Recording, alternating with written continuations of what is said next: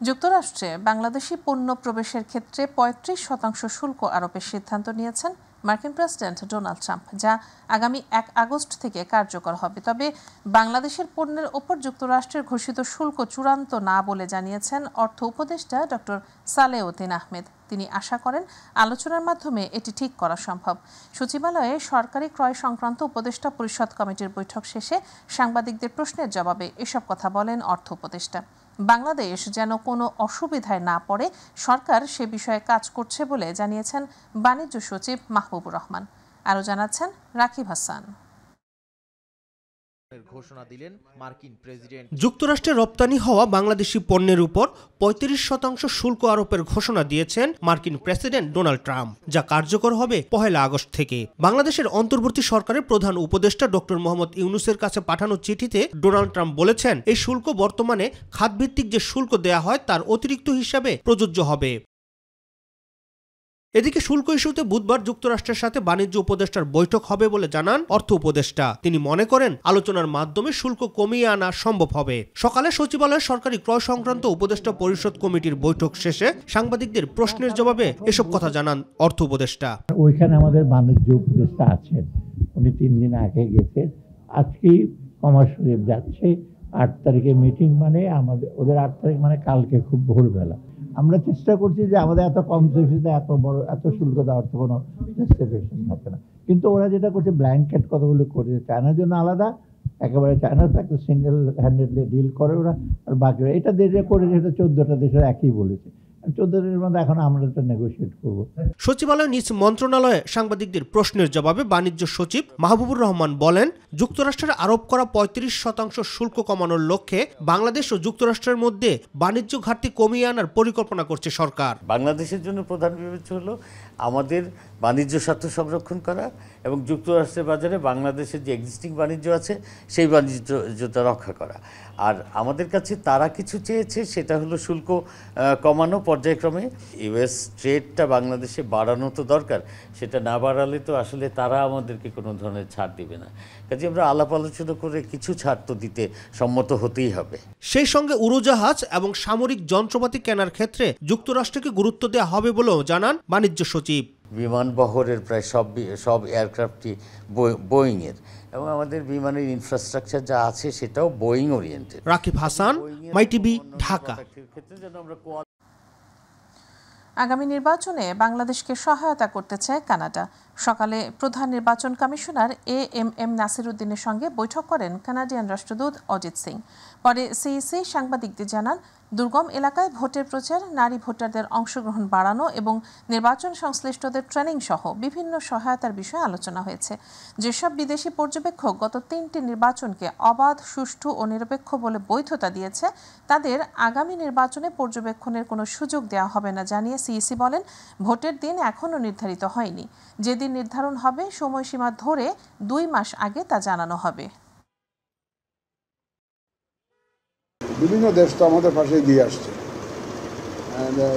and they have full confidence in the election commission that this commission will be able to deliver a free, fair and credible election. And এবং Canada অত্যন্ত খুশি যে আমাদের কমিটমেন্টের কথা শুনে, যে অত্যন্ত খুশি এবং তারা they are highly satisfied. আমি লাস্টলি বলেছি যে দিস ইন্টারাকশন উইল কন্টিনিউ, আমাদের মধ্যে যে আলাপ আলোচনাটা কন্টিনিউ করবে। He said this is not my first visit, and yes, I welcome your more visits in the future because he has agreed to support us. So I am very happy with I am very satisfied with the discussion I had with him. Bangladesh জাতীয়তাবাদী দল বিএনপির সাথে বৈঠক করেছেন বাংলাদেশে নিযুক্ত চীনের রাষ্ট্রদূত ইয়াও ওয়েন। সকাল 11:30টায় বিএনপি চেয়ারপারসনের কার্যালয়ে এ বৈঠক অনুষ্ঠিত হয়। বিএনপি মহাসচিব মির্জা ফখরুল ইসলাম আলমগীর এর নেতৃত্বে বিএনপি প্রতিনিধি দলে উপস্থিত ছিলেন বিএনপির জাতীয় স্থায়ী কমিটির সদস্য মির্জা আব্বাস, ডক্টর আব্দুল মঈন খান, সেলিমা রহমান ও বিএনপি চেয়ারপারসনের একান্ত সচিব এবিএম আব্দুস সাত্তার।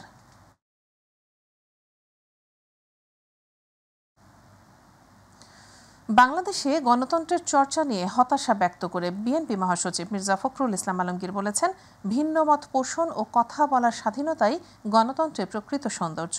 গণতান্ত্রিক দল হিসেবে বিএনপি সবসময় ভিন্ন মতের প্রতি শ্রদ্ধাশীল। বিকেলে বাংলা একাডেমিতে একটি অনুষ্ঠানে তিনি এসব কথা বলেন। এ সময় তিনি আরও বলেন, তরুণরা রাজনীতিতে আগ্রহী হলে তারা দেশ গঠনে আরও বেশি ভূমিকা রাখতে পারবে। নতুন প্রজন্মের হাত ধরে বাংলাদেশ মাথা উঁচু করে দাঁড়াবে। কোনোভাবেই হতাশ হওয়া যাবে না। দেশকে এগিয়ে নিতে তরুণদের এগিয়ে আসতে হবে। আমাদের ছেলেরা এখন আমাদের চেয়ে অনেক অনেক দূরে এগিয়ে গেছে এবং আমি অত্যন্ত আশাবাদী হয়েছি যে অনেকে যে বলেন যে কিছু হবে না, এটা সঠিক নয়। অনেক কিছু হবে এবং বাংলাদেশে অবশ্যই আমরা মাথা উঁচু করে দাঁড়াতে পারব।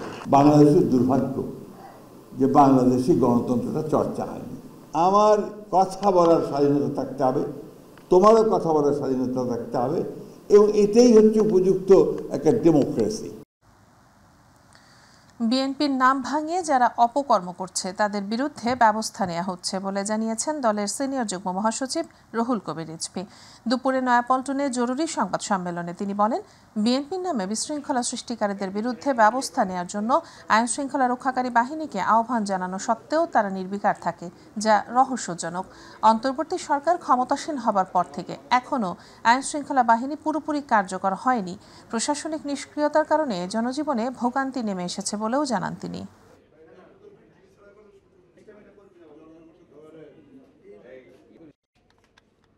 বর্তমান সময়ে নানাবিধ সামাজিক অপরাধের বিভিন্ন মাত্রার প্রকাশ দেখা যাচ্ছে। প্রশাসনিক স্থবিরতার কারণেই মব কালচারের প্রকোপ বৃদ্ধি পাচ্ছে। পরিকল্পিতভাবে প্রযুক্তি ব্যবহার করে স্বার্থান্বেষী মহল বিএনপির নামে সামাজিক যোগাযোগ মাধ্যমে নানা অপপ্রচার চালাচ্ছে। এই পরিকল্পিত অপপ্রচার, অপতৎপরতা, কৃত্রিমভাবে তৈরি সামাজিক অশান্তি ও গণতন্ত্রের পথ চলাকে বাধাগ্রস্ত করা এবং নির্বাচন পেছানোর সুদূর প্রসারী পরিকল্পনা বলে জনগণ মনে করে। কুষ্টিয়ায় বুয়েট শিক্ষার্থী শহীদ আবরার ফাহাদের কবর জিয়ারতের মধ্য দিয়ে আজকের জুলাই পদযাত্রা কর্মসূচি শুরু করেছে এনসিপি নেতারা। দুপুর 12টার দিকে কবর জিয়ারত ও দোয়া মোনাজাত করেন তারা। এ সময় এনসিপির আহ্বায়ক নাহিদ ইসলাম সাংবাদিকদের জানান, আবরার থেকে আবু সাইদ সহ গত 16 বছরে যারা গুম খুনের শিকার হয়েছিলেন তাদের ধারণ করে এনসিপি। শহীদরা স্বাধীন সার্বভৌম যে স্বপ্নের বাংলাদেশে দেখেছিলেন তা বাস্তবায়ন করতে সকলের প্রতি আহ্বান জানান তিনি।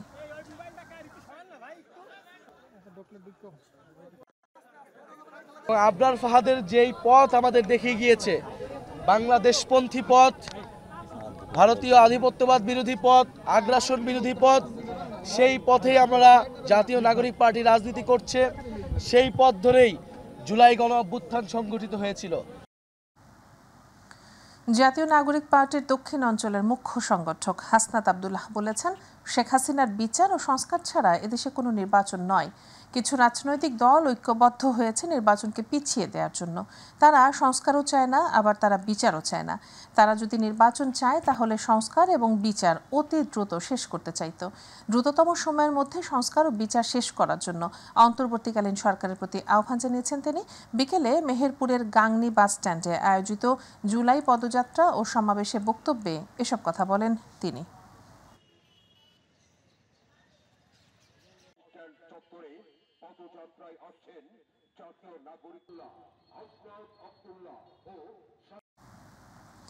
একাত্তরে মানবতা বিরোধী অপরাধের দায়ে ব্রাহ্মণবাড়িয়ার রাজাকার কমান্ডার ও স্থানীয় আওয়ামী লীগের বহিষ্কৃত নেতা মোবারক হোসেনকে মৃত্যুদণ্ডের রায়ের বিরুদ্ধে 11 বছর পর আপিল শুনানি হয়েছে আজ সকালে। প্রধান বিচারপতি ডক্টর সৈয়দ রেফাত আহমেদের নেতৃত্বাধীন 5 সদস্যের আপিল বেঞ্চের শুনানি শুরু হয়। 2014 সালের 24 নভেম্বর আন্তর্জাতিক অপরাধ ট্রাইব্যুনাল মানবতা বিরোধী অপরাধের দায়ে রাজাকার মোবারক হোসেনের মৃত্যুদণ্ডের রায় দেন। পরে রায়ের বিরুদ্ধে আপিল করেন মোবারক, কিন্তু তার শুনানি হয়নি 11 বছরেও। মোবারকের বিরুদ্ধে প্রসিকিউশনের আনা 5টি অভিযোগের মধ্যে 2টি সন্দেহাতীতভাবে প্রমাণিত হয়।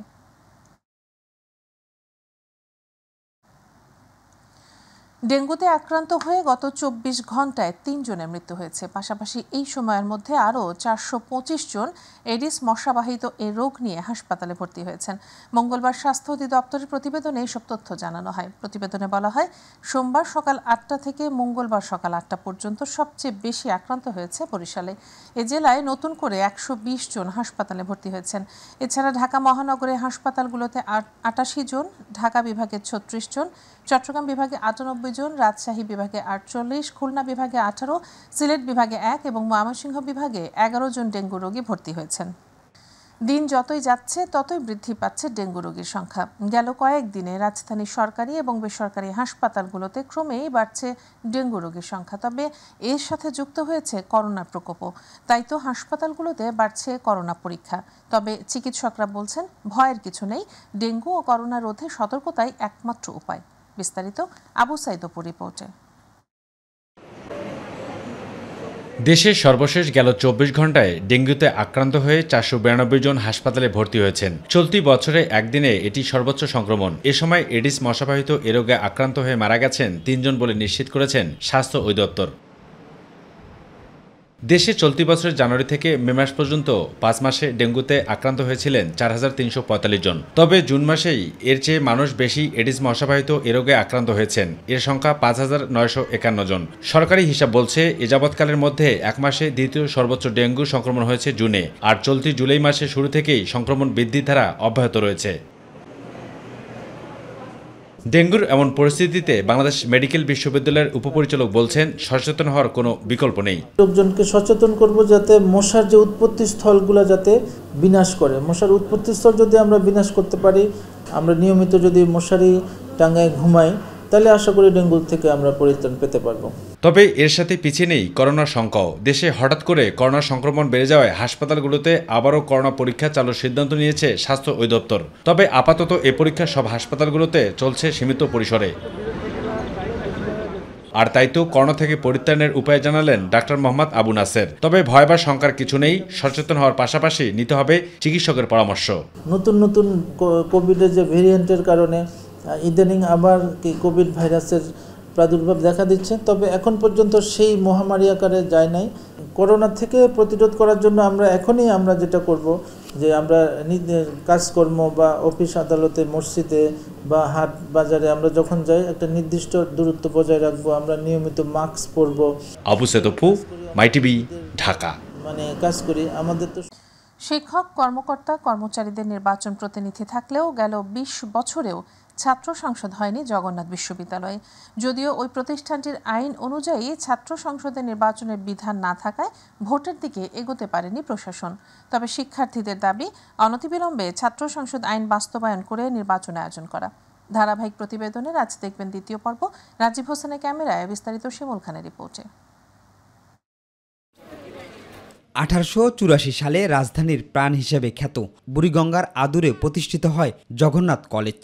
পরবর্তীতে 2005 সালে বিশ্ববিদ্যালয় হিসেবে প্রতিষ্ঠিত হয়। কিন্তু প্রায় 2 যুগেরও কাছাকাছি হলেও আজও গঠিত হয়নি জগন্নাথ বিশ্ববিদ্যালয়ের যোগসু নির্বাচন। আমাদের গণতন্ত্রের প্রশ্নের কথা বলি এবং বাংলাদেশে যদি সুস্থ ধারার গণতন্ত্রের কথা নিয়ে আমরা কথা বলতে চাই, তাহলে এই যে নির্বাচনটা, এটা অবশ্যই অপরিহার্য।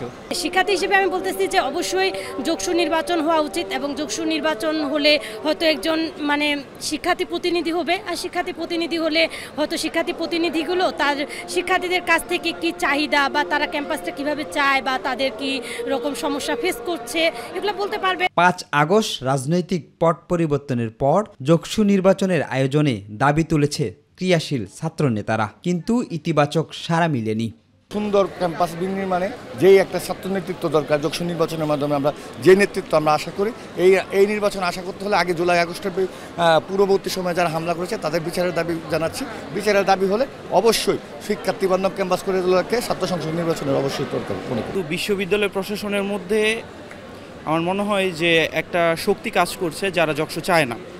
না হলে আমরা যখন যে সময় টাইম ফ্রেম বেঁধে দিয়েছিলাম তখনই আমরা বলেছিলাম যে শিক্ষার্থীদের মতামত নিয়ে যোগসুর যে নীতিমালাটা সেটা প্রণয়ন করার জন্য, কিন্তু শিক্ষার্থীদের মতামত না নিয়ে প্রথমে যোগসুর নীতিমালা সিন্ডিকেটে তুলল। অধিকাংশ ছাত্রনেতারা বলছে, গেল 1.5 দশকে ছাত্রলীগের একক আধিপত্য থাকায় দাবি আদায় হয়নি। জগন্নাথ বিশ্ববিদ্যালয় এই পর্যন্ত প্রতিষ্ঠিত হওয়ার পরে ছাত্র সংসদ নির্বাচন নিয়ে কোনো গুঞ্জন না ওঠার একমাত্র কারণ হচ্ছে আওয়ামী ফ্যাসিবাদী সরকার। আমরা ছাত্র সমাজকে সাথে নিয়ে এ সমস্ত ষড়যন্ত্রকে প্রতিহত করে যৌক্তিক নির্বাচন করব এবং যৌক্তিক নির্বাচনকে সফল করব। আইনের বাধ্যবাধকতা থাকায় ছাত্র সংসদ নির্বাচন দেওয়া সম্ভব হচ্ছে না বলে জানান উপাচার্য। আমরা শুধু বলতে পারি যত দ্রুত সম্ভব সেটা আমরা করব। আমরা বললাম যে একেবারেই শেষ পর্যায়ে আছে সরকারের কাছ থেকে, যখনই এটা অনুমোদন আসবে তারপরে সম্ভাব্য দ্রুততম সময়ে যখনই এটা আসবে তখনই আমরা রোডম্যাপ ঘোষণা করব এবং সেই রোডম্যাপের ভিত্তিতে ইনশাল্লাহ আমরা যৌক্তিক নির্বাচন অনুষ্ঠিত করব। শিমুল খান, মাই টিভি, ঢাকা। এবার রক্তাক্ত জুলাই গণ অভ্যুত্থান।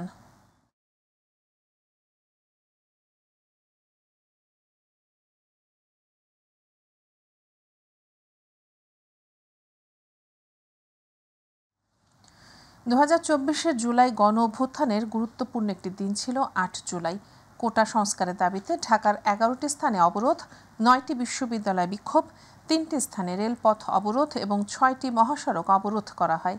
সরকারি চাকরিতে সব গ্রেডে অযৌক্তিক ও বৈষম্যমূলক কোটা বাতিল করে শুধু সংবিধান অনুযায়ী অনগ্রসর জনগোষ্ঠীর জন্য ন্যূনতম কোটা রেখে সংসদে আইন পাশের দাবি করা হয়। আরও জানাচ্ছেন আতিকুর রহমান তিতাস। কোটা বৈষম্যের স্থায়ী সমাধানের দাবিতে ২০২৪ সালের ৮ জুলাই গঠন করা হয় বৈষম্য বিরোধী ছাত্র আন্দোলনের ব্যানারে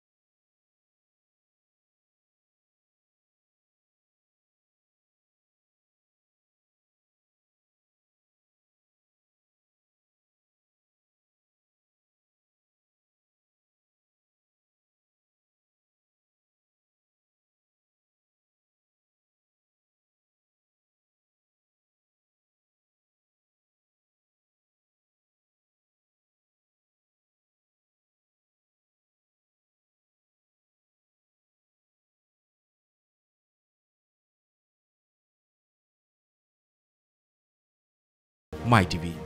চলতি বছরের মাধ্যমিক স্কুল সার্টিফিকেট, এসএসসি ও সমমানের পরীক্ষার ফলাফল প্রকাশের তারিখ ঘোষণা করা হয়েছে বলে জানিয়েছে আন্তঃশিক্ষা বোর্ড পরীক্ষা নিয়ন্ত্রক কমিটি। আগামী বৃহস্পতিবার দুপুর ২টায় ফলাফল প্রকাশ করা হবে।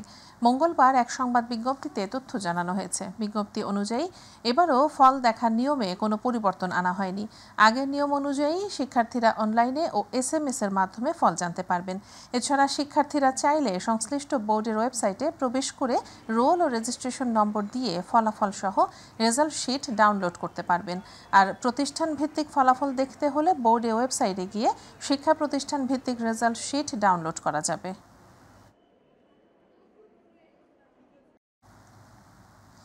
চলতি জুলাই মাসের ১০-১১ তারিখ পর্যন্ত এরকম থেমে থেমে বৃষ্টি হওয়ার কথা জানিয়েছে আবহাওয়া অধিদপ্তর।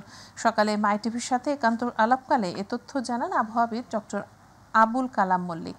তিনি বলেন ১০-১১ তারিখের পরে বৃষ্টি কমলেও তার কয়েকদিন পরেই আবারও বৃষ্টি হওয়ার সম্ভাবনা রয়েছে এবং তখন ঢাকা ও বিভিন্ন মহানগরীতে ভারী বৃষ্টিপাতের কারণে জলাবদ্ধতা সৃষ্টি হতে পারে। অর্থাৎ জুলাই মাস জুড়েই কম বেশি বৃষ্টি থাকবে। উপকূলীয় এলাকায় ভারী বৃষ্টিপাত হওয়ায় ৩ নম্বর সতর্কতা সংকেত দেখানো হয়েছে বলেও জানিয়েছে আবহাওয়া অধিদপ্তর।